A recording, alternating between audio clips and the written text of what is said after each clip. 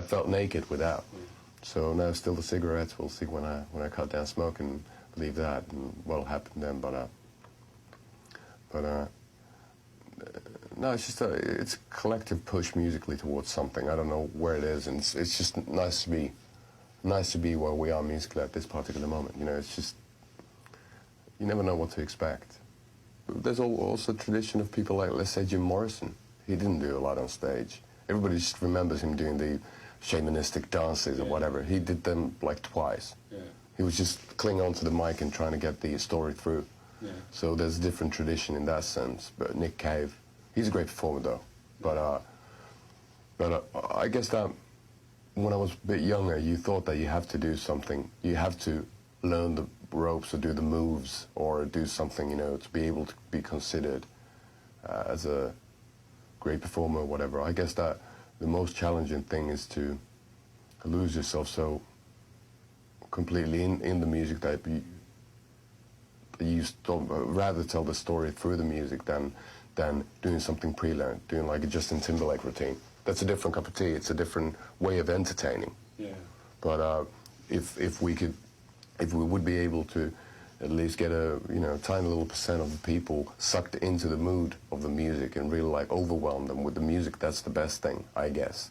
Especially nowadays, because there's always somebody who looks prettier or cooler, who's got a leaner body, who can do cool, backflips or whatever like that on stage. We're not Jim Rose Circus. You know, they do their stuff extremely well. But what we're trying to do is to,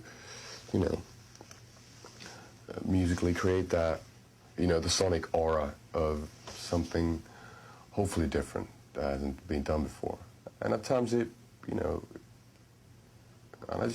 I like it when stuff starts happening uncontrollably and from and because of an unconscious source or subconscious source.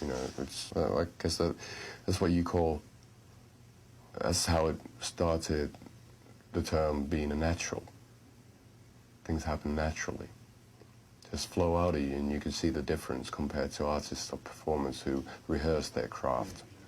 And you can do both, obviously, but I'm tend to steer away from theatrics. If it does happen, I don't know. It's something I don't think about too much of it, because I guess that. Singing itself is fairly demanding in this band, and getting everything right. And when I'm on stage, I don't think about myself. I think of the band and the sound of the band. That's also one of the reasons why I sing a lot of the times with my eyes closed, so I don't have any distractions of, let's say, pretty ladies or people waving at me or whatever. It's beautiful and it's nice to, but at times it takes you away from the mood of the song and the sentiment that's there to be brought forth. So I'm listening to everybody on the stage all the time, so I'm like listening to an album I'm not a part of. I'm listening, I'm just a puppet. I don't know, and the puppeteer is the whole collective, consciousness of the band him, So it's not that self-centered anymore. It was more when I was wasted on stage. It's funny that a lot of people who've never been to our gigs and maybe just seen a clip of a video or believe the rumors that were really satanic and driving the kids nuts, they're the ones losing the whole thing. That at least when I'm looking at the audience from the stage, a lot of them people are smiling, they're singing along, and it's a cathartic experience for hopefully everybody. You're going through universal pain together,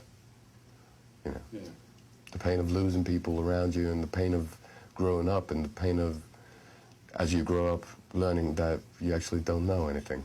And, the world becomes, day by day, a bit more complicated place. And it's basically good to know that you're not alone. And it was extremely interesting for me. I actually met somebody yesterday that she'd been talking to a couple of fans. She was a fan who did an interview, and